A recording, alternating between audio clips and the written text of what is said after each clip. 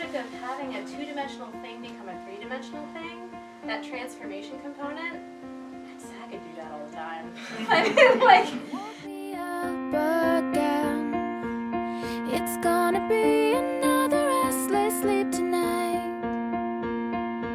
The ghosts inside my head are moving furniture and eating dynamite. They're moving furniture and eating dynamite.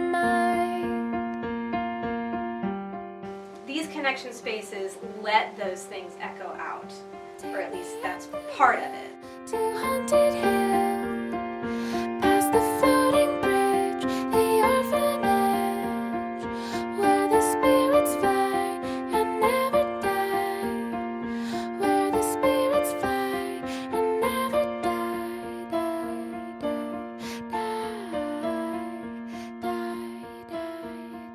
We have Rebecca Freedom. My name is Rebecca. I've been a counselor for the last decade. I'm currently working as an addiction treatment counselor, and my goal is to be a full-time witch. I'm Jason. You'll find out a lot about me here in just a second. I'm an artist. That's all you need to know for now. So, revving up. Yeah, so I'm Joshua, not an artist. Yeah, I work as a mental health counselor, psychotherapist in Bristol, Tennessee. Work with a lot of couples. So I'm also, I shouldn't say long time. No, we're creeping up on long time friends.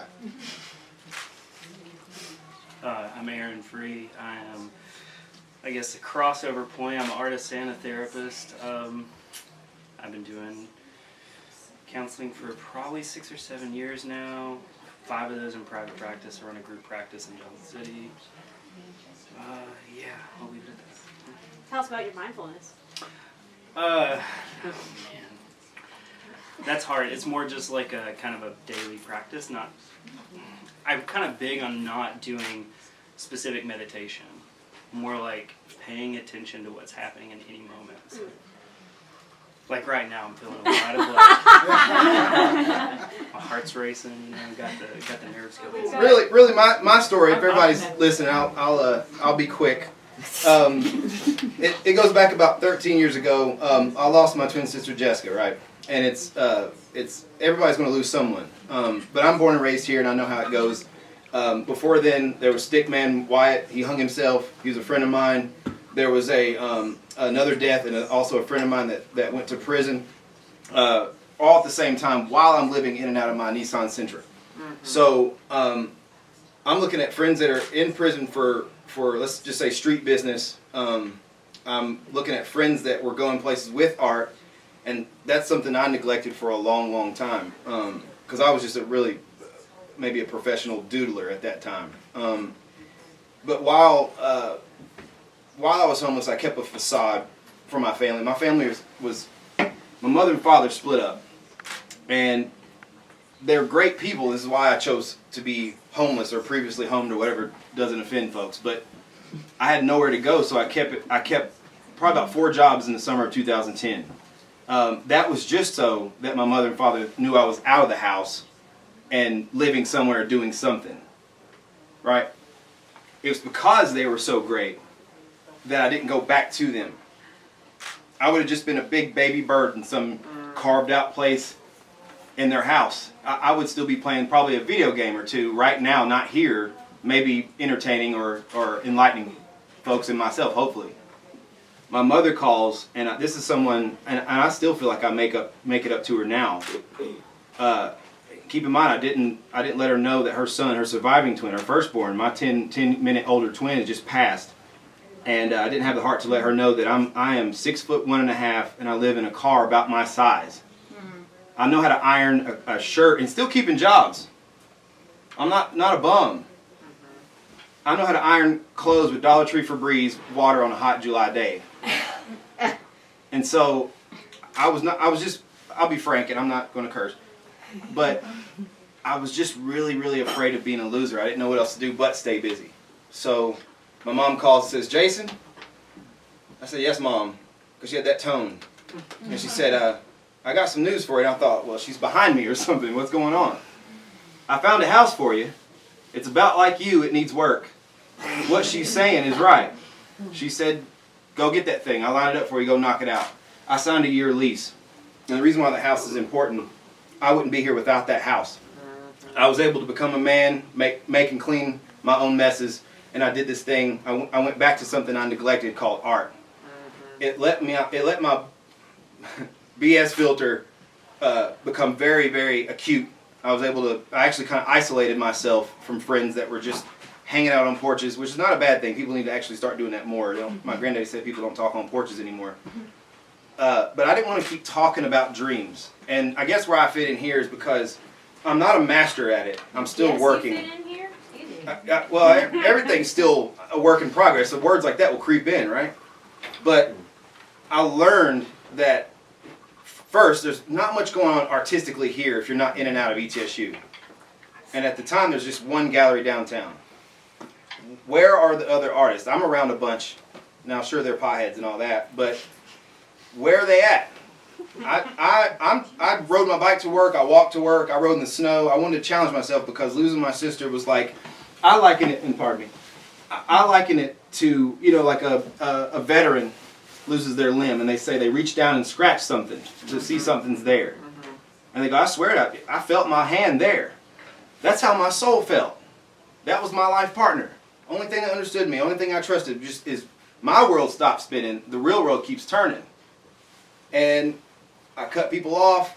I probably didn't treat people fairly, but it worked out. And I just started creating like a mad scientist. I just started going, the next time the public sees me, I'm not going to be wasting time. They're not going to see 5 pieces of work, they're going to see 50. And then when they saw 50, they saw 500 after that. And then when they saw 500, I can fill up 5 shows in one day last August 8th. Yeah, you did. So, what I am good at and I want to get better at is, I'll get real. I'll tell you a story. My parents don't know. Maybe they'll know now if they get on one of these devices, right? I grew up both. I'm exactly what I look like. Black and white, urban, suburban, both sides of the tracks. My dad was never a drinker, a smoker, never kept guns. We always shot guns because we grew up in Mountain City, so we knew all that kind of stuff too. When he remarried, his wife inherited her father's recently deceased father at that time, his gun collection. This is a story I've not even told my parents, so and it's really scary. It's not easy to say. But he said, Jay, he said, my wife has got, I won't say her name, but she has these guns under the bed, and just be careful. I had a little sister at the time too, and I'd go babysit her. He wanted me to know that they were there so that way little Tyke doesn't go in there and do something with it. But at the time, I'm so low and lost. I thought that's an easy way out in there. And that day was when I put a gun in my mouth. That's a story no one has known. It's really rough to say. I don't think I've said it out loud that way before. But instantly, whatever's close to instantly, I put that down and I had it. It was, like I said, it was this quick. I had an appreciation for life. I thought, my mom and dad have to miss my sister Jessica, and she went peacefully in her sleep. They got to now get the surviving twin. He's going to be a work of art and clean this mess up. And I had a new appreciation. That's why I dedicate my existence. I got so tired of just existing. I thought, well, maybe I can do something. I may not be the first. I won't settle for last, but maybe I can do something for the self-taughts artistically in Johnson City, or I'll die trying. Mm-hmm. So maybe that's why I'm not guest, but I guess I fit here. It's kind of funny because I look at myself now, and I'm no longer sad because it's taken me 13 years to realize like that ride of being a twin, that is over. It's taken me that long to say that I'm no longer a twin. It was an awesome experience. I am me now. It's taken a long time for me to say that. When you devalue yourself, when your sister, your favorite color is purple because her favorite color is purple. She's the one that signed all my college stuff. I had no idea what that stuff was. I went to school because she went to school. And it chewed me up, spit me out. She was going to graduate that December. See the difference? 10 minutes to 10 years, she was that awesome. But I relied on her. Now when my world stopped, I have to rely on myself. What are you going to do? What are you going to do? We enter in one way and we exit in so many others. Just think about that for a minute. We're just born. We enter. But think about how many times you can exit life. Move away, die, disappear, quit. That's what artists do around here. Because that be grateful attitude don't work. You can be grateful, but you also could be ambitious. And and just like being long-winded, I used to be afraid of that. Because I was a shy one. But now I'm not. Now I'm not. You ain't got no problem. No. So I'll end it there on people clapping. But that's I think that's why I'm here. I owe Jocelyn, even if we're even, I'll always owe you. And I just appreciate you more than you know. So that's it. That's it for me. So I feel like what is most pertinent, what's alive for me right now, is that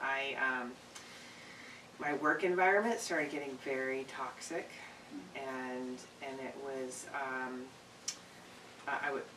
I had a person of authority share something with me that was erosive and that I was carrying inside me, and I started to, they were like, you're different at work, and my light started to go all the way out, right?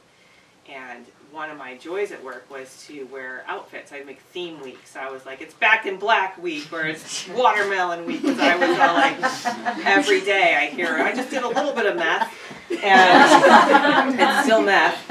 And it just, or DCS took my kids again, and so it's just every day, like, and then there's a particular, and that is not, that to me, people are like, it's really hard to hear that. I go, in regards to, if we're going to talk about art, it's all over this room.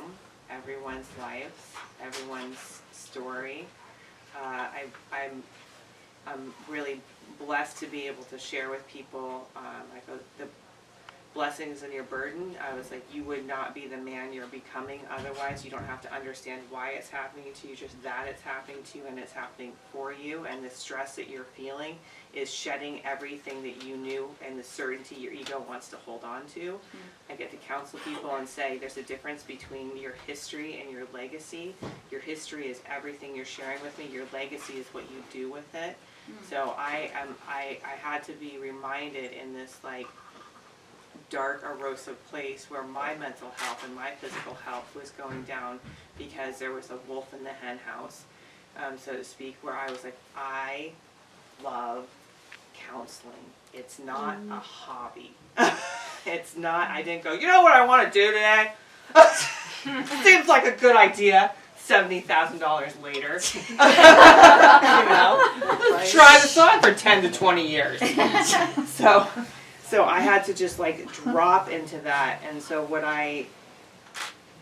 whatever words I'm saying that resonate with you, what I know to be true is that art is truth and truth is art, and it's the most healing thing we all experience, and we all have our unique expression of what that looks like, and so I basically. I just told the truth at work today. I just told the truth, and it completely shifted the landscape for me, because I was like, I'm a Course in Miracles girl. I was like, someone's error in, if you're here, a miracle is a shift in perspective. And so, through truth, a miracle came today. And I feel like thank you for sharing everything that you did. That's very therapist of me to say that.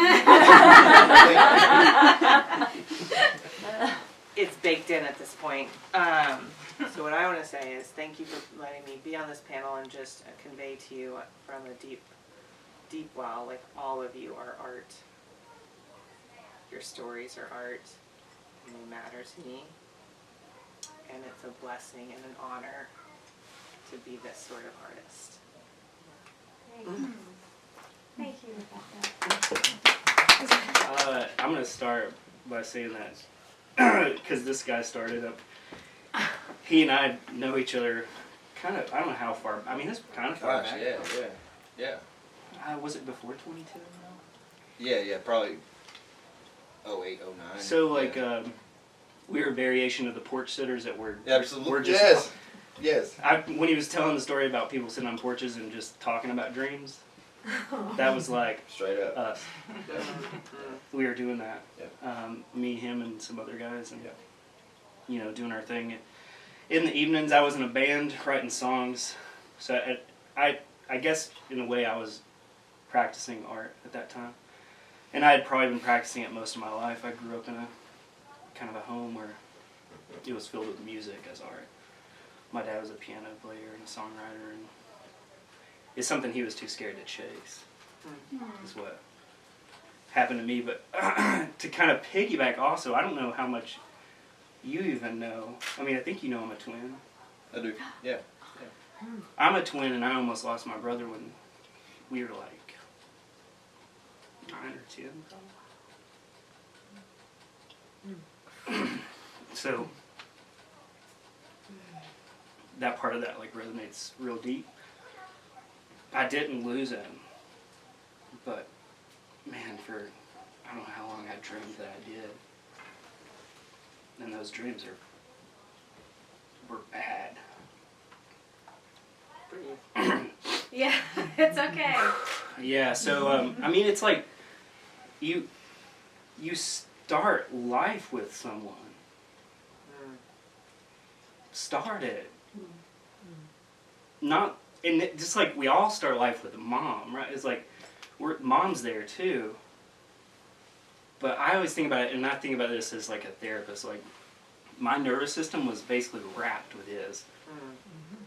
And it was probably the same for you, right? It's like why everything feels like this interesting like connection all the time. And I don't know that it's like how people might talk about twins. Like, I mean, I care about him, and there's still moments where I like worry. Like it's like it was very traumatizing. He had both his lungs collapse one night. He has asthma. So chronic ill. He's always had asthma. Ever since I can remember. And we were just laying in bed, bedtime routine. And there he goes off to the ER in the ICU. I was like, dang. What am I gonna do? I shared a room with him for 18 years. I grew up in a family like with 5 kids. You know. 2 sets of twins, actually. It's an interesting story. Anomalies, right? And a similar story. Athletes and artists. None of them will call themselves artists. None of them. It's not the word you use in the house, right? You don't say, I'm an artist. How dare you? You gotta get that message early on. But yeah, I want to piggyback off of grief, because I think, like, that's really, like, what, I don't know how many people in here, like, that create. I imagine everyone, in a way, whether you identify it or not. But I don't know that I have made anything that somehow wasn't energy that came out of that. Of course, it started for me early, but I don't know that anybody. And it's weird, because it's almost like grief is transformative. Like, and you said perspective is a miracle. And this is strange, but also, like, grief gives perspective. And it's hard to look at that, but it's so true. It's like I would love to go through life without grief. But also, I don't know who I am without it. I mean, none of us do. We're all tied together with grief. And I just like, I sit with it every day that I work. I can barely tolerate it these days. Like, honestly, if I'm honest, I'm on the edge of like having difficulty tolerating the counseling just in general, because I sit with this every day, and it's something, or every day that I'm working, and it's something like I'm looking at my grief. Can I say something about grief really quickly? Do Yeah, do it, please. Do it. Is grief is your initiation to true love. That's how I feel about grief. It is meant to burn the fields, because new life is going to grow back always, and it is probably our only left rite of passage. The only rite of passage we have left in our culture. Well, and everybody avoids it. Go through it. To get trained in doing like EMDR, I got trained by a particular place that we do like attachment theory style EMDR, which has to do with like all the stuff that's ever happened in your life, really. I mean, you don't uncover it all, but Any volunteers? No, I'm just kidding. it's really interesting. So like I'm in this training, and I'm like, this is the type of therapy. I was working in community mental health, and it was like I tried to ask them to send me this training because everything I encountered, I was working at Frontier, and everything I encountered was like trauma. That's my perspective somehow was there. I was like, this person has experienced stuff that whatever we're doing is not really like getting close to. I can give them all the tools in the book, and nothing is moving. And so I felt like there was just something missing. So I was like, what's missing? I started doing my own research, and I found a training I wanted to go to, and they didn't have the resources to send me. So then I stopped and go into private practice and send myself, right? And this is because this is the type of person I am. I'm gonna pursue. If I get it here, I'm gonna go for it. And you could put hurdles in my way, and I'm just gonna go, or I'm gonna jump right over it. I mean, I'm an athlete, man. I will make myself figure out how to get through it. And so I get trained, and at the training, this memory surfaces that I don't know how you can remember these things, but this memory, I'm imagining it's a culmination of stories of what I was told and what's actually true. But I was a twin, and I was born C-section, and my brother was pulled first. And that reminds me of the same fear I had whenever he almost died. It's like sudden isolation. Like just, I'm totally alone now. Like it didn't matter that how many people were surrounding me. That didn't matter. It was that system that had been with me the whole time was suddenly not there. Does that?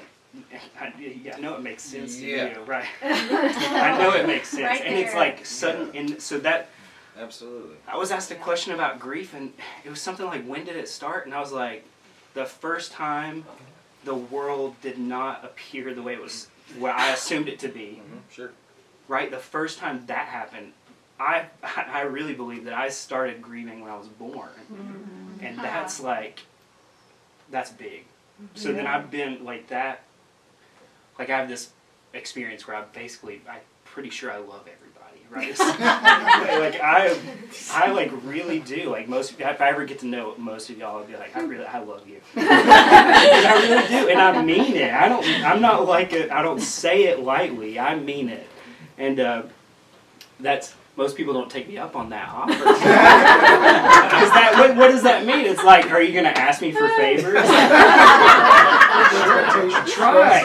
Try, see what happens.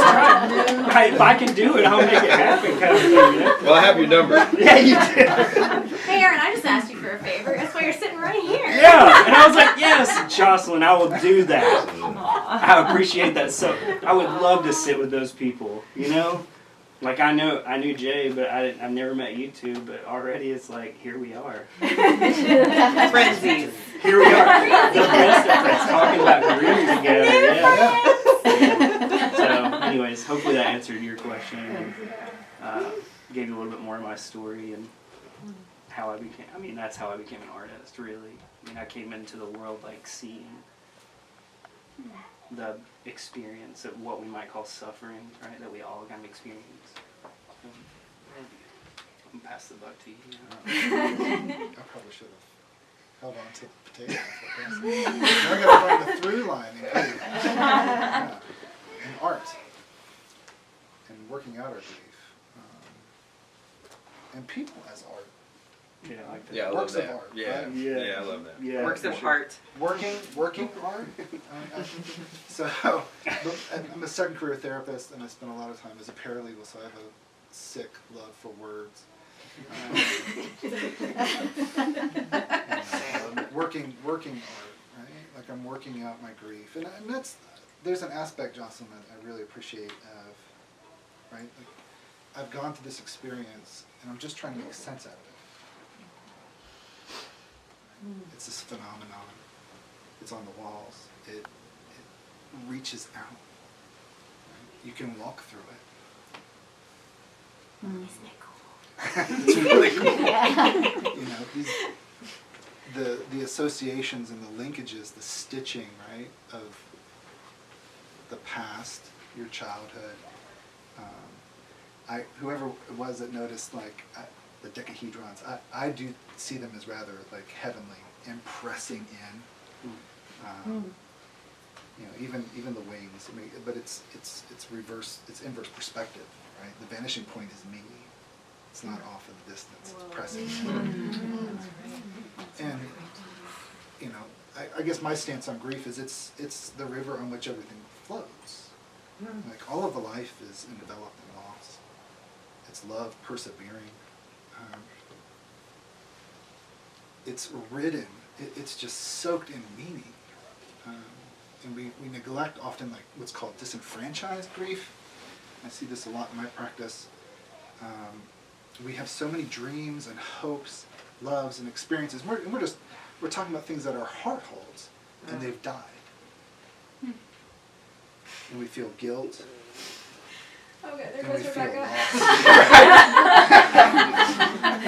and we don't have a way. We don't, right? You talk about rites of passage. Like, we don't have a funeral for this. It wouldn't make any, it's like, well, it was just, you wanted to be a baseball player when you grew older.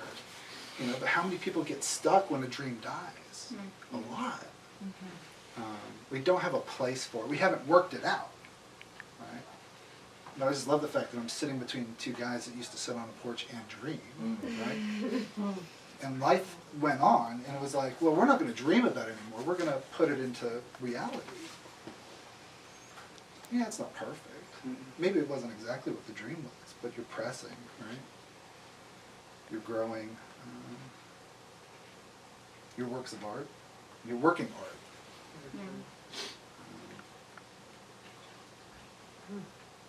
Yeah, that's all I got. So when do I schedule an appointment with you?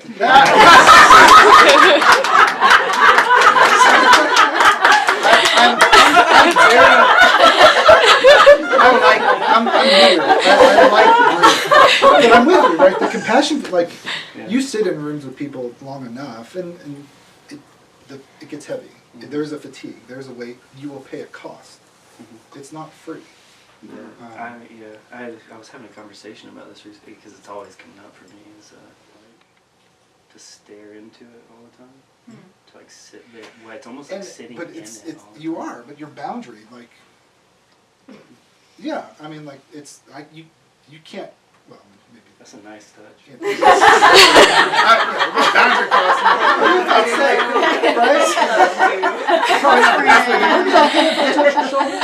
Right? And it's a cultural thing. I love Sue Johnson. I'm a motion focused guy. Sue touches clients all the time. Yeah. She's just touching knees and touching feet, and, being very human. But as practice is generally taught, no, don't touch your clients, and certainly don't tell them you love them. Unless they say it first, game on. Consent form. Can I get that? I'm likely to say I love you. Sign There's a lot of things I'm like. So can I do the thing that I was doing, is bring it back to healing? That was the kind of intentional or something like that. I don't know that I was ready for this to be the thing that happened, but goddamn. Right? Yeah. Right? I'm having a meta experience. Keep talking. Can I piggyback on what you said? I concede my time to Jay. But dude, I'm glad I wore cologne, bro. But it's funny because I suffered memory loss after Jessica passed, so it's funny when we talk about this stuff. I'm not much of a crier. I've done a lot of that, so I'm not trying to be tough. It's hard. I don't know if it's still fresh or it's calloused, but at 10 years old, we were pillow fighting, Jessica and I, and I lived with a lot of guilt. I lived with a lot of fear. I was scared of everything. I was hesitant of everything. I was afraid to be the first in line. I was afraid to take tests. I was afraid to study. I was afraid to be the starter on the basketball team. See what I'm saying? Just afraid. Imagine when she's gone. Just like Aaron said, it's all you got. It's what you. She was just the girl version of me. I protected her. We were wrestling and play fighting. There was always a rule like, Jay, she's a girl. don't, like you treat Matt down the street, don't treat her like that. I lived with the guilt because I reared back and got a pillow and went, pow! And she came back up, like, like the cartoons, she started spouting off random things and staring right through me. She developed epilepsy. So you see what I'm saying? So epilepsy would end up taking her life. Oh, God. You see. So when I go hard, and you see that J and F on my art, that's her name on my art. It's not mine. I'm just a tool. I'm a utensil. That's for her. So I lived with that guilt. The movie trope. I never got to say goodbye. I didn't get to say hello, goodbye. I saw her on a Monday. She died Friday, May 7th, 2010. So all these unresolved things in Miss Project Yellow, you don't think about it. You absolutely think you will live forever together. You'll be buried together, if that's a thought at all. I actually used to write in her cards, I wish I had it, not you. So she died, I kid you not, it was just ambient noise, as horrible as it is, but it was a Forensic Files episode. It was just, TV was just on. I was up late at night painting. And it said something like SUDEP. Anybody heard of SUDEP? No. Sudden unexplained death of or for epilepsy or whatever. I was like, that's what it was. And my mom is such an awesome lady. She didn't want her son to know that unless he asked, and that's what it was. She died because she tried to regulate her. So I do fit in this show. She tried to regulate her medicine. She was graduating. She was doing just fine without it, so she says. But her brain is like, I need that to function. So she laid her pretty head down and never woke up. And so things happen. She was found dead in an apartment. So we have to find who was the last people there. It was this whole crime. It was a whole big thing. People stole from her. So it was all this stuff. It's all this trauma. It's all this weird stuff. And we grew up, like I said, we grew up tough too. But this was a whole nother ball game, losing all I cared about. And even shortly after my sister passing, I didn't really care for myself. I cared for her when she was living, and so you can imagine when she's gone. I had to make something, quite literally make something to have value. So that's actually the steps I'm making now. It's like I want to give to Johnson City. I want to affect these kids in a positive way, because I believe there's art has not existed in this town the way it has right now ever. And you can walk by galleries and see artists hanging on walls and working. We're actually touchable. We're actually accessible. You can follow us now. You can sit on a couch with some fine people and talk about things. It used to be so closeted when I was coming up. So if anything, I look at my 8-year-old self as like, I got you. Let's go. Let's do this. That's all. I promise. Thank you, Dave. For now. So, compassion fatigue was my aha moment when I'm like in the middle of this, and I go, I know there's the Johnson City Rehab where there's a group of helpers doing helpers, but I started to think, what if there was a whole center that was just for teachers and people that are going through compassion fatigue, and it was like all nonverbal healing, right? Like all like somatic movement, the artwork, right? All of these different things. So, dream revived. That one's still alive. So I want. Is it okay if I bring it home? Yes. Yeah. Okay, for me to bring it home. I wanted to share a little bit about something that only recently came to my understanding about why I started this gallery. Part of it was pandemic rage. And it occurred to me just today, as I was last minute submitting a grant application, that this gallery is a part of my art practice. It's a part of my healing because I was craving community and connection. And the thing that frustrates me about regular galleries is that we don't get to sit and talk to each other about the cool things. Yeah. Like you walk up to and it's nice and it's wonderful and people sell work and there's a purpose for it, right? but like I'm in it for this. And so if I can just do this more, it feeds me. And so there was somebody who was asking me like, why do you buy with this? And I'm like, I can't stop. Like this is why, because this gallery, like you cannot heal without connection. You cannot heal without connection. In order to heal, and in order to not feel alone, you have to make that connection to somebody. And it's like, you know, I don't care if you don't like my art. I really don't. I'm just glad you're here. I really am. Like, I'm glad you're eating my food. I'm glad you're here. I'm glad for whoever comes through, because I see that this can be a way for me to heal individually, but then everybody else gets to make connections. It's like a win-win-win-win-win-win-win, and it's a no-brainer. So this gallery is a part of my art practice. I've written it into a grant application, so let's pray it actually. Let's pray I get it. But it's that like these connection spaces let those things echo out, or at least that's part of it. That's not like, you know, that's not how, I didn't think that way back in, but it's only now that I'm seeing this and I'm actually putting my work on display, and my work is in the space that I made because I needed connection, and I wanted other people to be seen and and have their stories seen so they could make the connections, because it is so important to do that. So that's my speech. This is my gallery. I want to do more of this next year. So yeah, let's do this. In